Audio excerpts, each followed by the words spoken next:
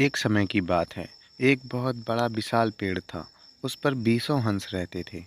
उनमें एक बहुत सयाना हंस था, बुद्धिमान और बहुत दूरदर्शी। सब उसका आदर करते थे, ताऊ कहकर बुलाते थे।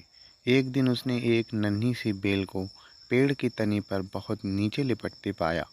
ताऊ ने दूसरे हंसों को बुलाकर कहा, देखो, इस बेल को ना नष्ट कर दो। एक दिन यह बेल हम सबको मौत के मुंह में ले जाएगी।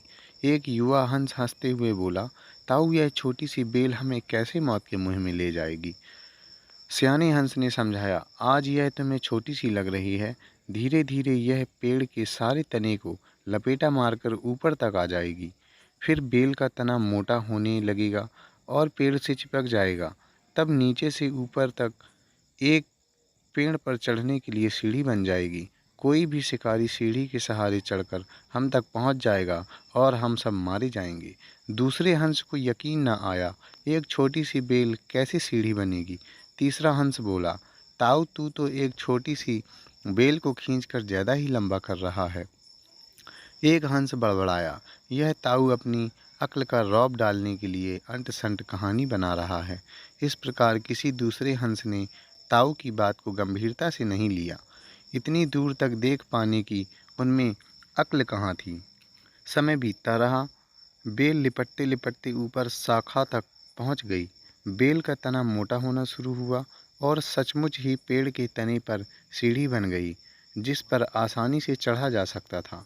सबको ताऊ की बात की सच्चाई सामने नजर आने लगी, पर अब कुछ नहीं किया जा सकता था, क्योंकि बेल इतनी मजबूत हो गई थी कि उससे नष्ट करना हंसों के बस की बात तो थी ही नहीं। एक दिन जब सब हंस दाना चुनने बाहर गए हुए थे, तब एक बहेलिया उधर आ निकला। पेड़ पर बनी सीढ़ी को देखते ही उसने पेड़ पर चढ़कर जाल बिछाया और चला गया। सांझ को सारे हंस लौट आए। पेड़ पर उतरे तो बहेलिये के जाल में बुरी तरह फंस गए थे। जब वे जाल में फंसे और फड़फड़ाने लगे, तब उन्हें ताऊ की बुद्धिमानी और दूरदर्शिता का पता लगा।